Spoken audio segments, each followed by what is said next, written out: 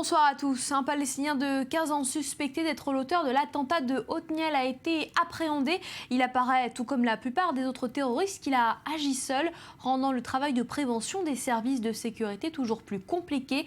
Les images de son arrestation avec Maël Benoliel.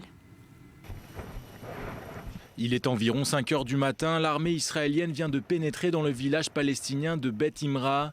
Le raid est mené avec l'appui des services de renseignement du Shabak. À l'image, les commandos d'Ouvdevan, habitués aux opérations coup de poing. En quelques minutes, les militaires atteignent la maison du terroriste présumé qu'ils encerclent. Chacune des entrées est sécurisée, les forces spéciales peuvent pénétrer à l'intérieur du bâtiment.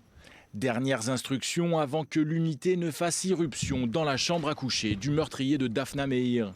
Le terroriste présumé, Mourad Adias, un adolescent palestinien de 15 ans, jusqu'ici inconnu des services de sécurité.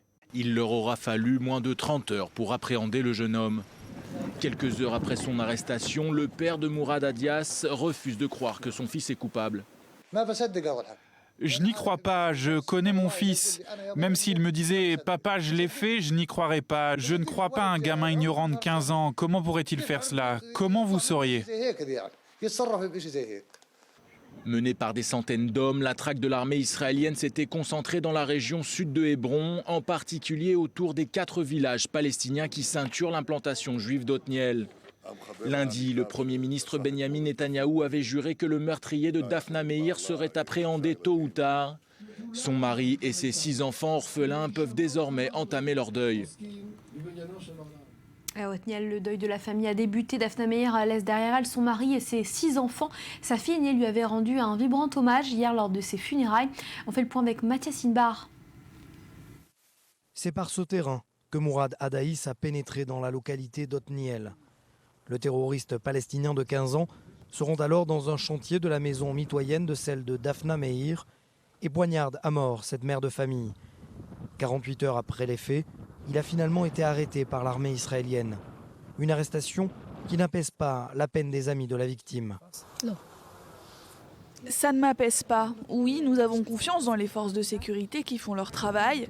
Mais combien reste-t-il de terroristes dans la nature? Trop, selon moi. Le rabbin de l'implantation essaye quant à lui de rester positif. Il préfère parler de paix plutôt que de vengeance. On a besoin de créer un monde de paix, d'humanité, pas un monde de cruauté et de meurtre, de personnes qui ont perdu toute humanité.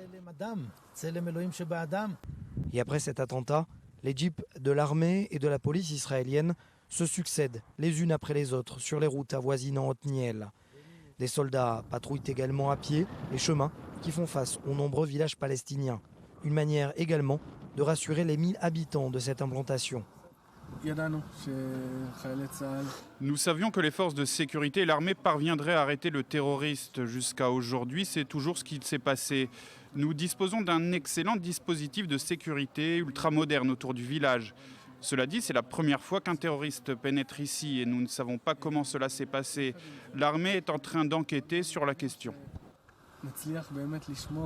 Après avoir poignardé à mort Daphna Meir dans la maison qui est derrière nous, le terroriste palestinien a ensuite pris la fuite. Il a emprunté ce chemin de terre pour aller se réfugier dans les villages arabes palestiniens qui jouxtent quasiment cette localité d'Otniel. Et beaucoup de politiques ont assisté aux funérailles. Benyamin Netanyahou a choisi de rendre visite aujourd'hui à cette famille endeuillée, accompagnée de son ministre de la Défense. On écoute Benyamin Netanyahou. Celui qui veut voir la vérité sur les racines du conflit entre nous et les Palestiniens, qu'ils viennent à Otniel, voir ici une famille fabuleuse qui voulait simplement la coexistence et la paix. Voir aussi ces jeunes qui attisent la haine, tuent des mères de 6 enfants et déclarent « Nous les exterminerons tous, y compris à Tel Aviv et à Yafo ». Puis sachez que Mahmoud Abbas a réagi suite à cette attaque. Il s'est dit opposé à toute forme de violence aujourd'hui. Et puis du côté de l'Union européenne, on tente toujours de contester l'existence de ces implantations en Cisjordanie. L'Union a voté pour l'étiquetage des produits en provenance de cette région. Tous les accords conclus entre l'État hébreu et l'UE n'incluront donc plus désormais les marchandises fabriquées au-delà de la ligne verte. On voit ça avec Julia Ganancia. Nous sommes en Cisjordanie, mais ces usines sont israéliennes. C'est ici que sont fabriqués les produits controversés, ceux qui désormais sont étiquetés. Une façon pour les Européens d'informer le consommateur sur l'origine du produit, mais à Jérusalem, on voit les choses différemment. Étiqueter, c'est clairement participer au boycott international. Eh bien, l'État d'Israël n'est pas satisfait de la décision prise par l'Union européenne.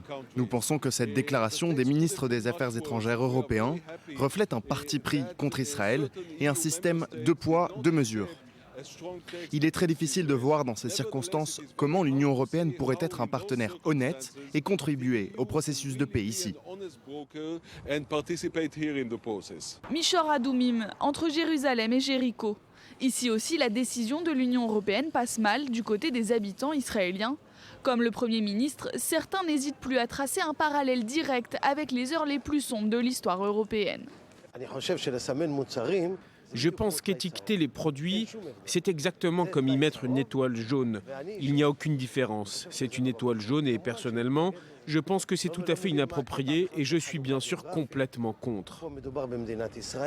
Pour d'autres, le problème n'est pas historique mais économique. Israéliens comme Palestiniens seront pénalisés.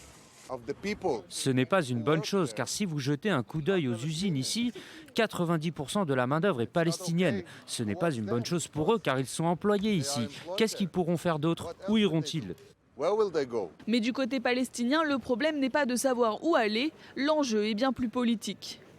Le monde dans son ensemble veut maintenir, soutenir et préserver la solution des deux États, d'après les frontières de 1967, et ce sont les mesures à prendre.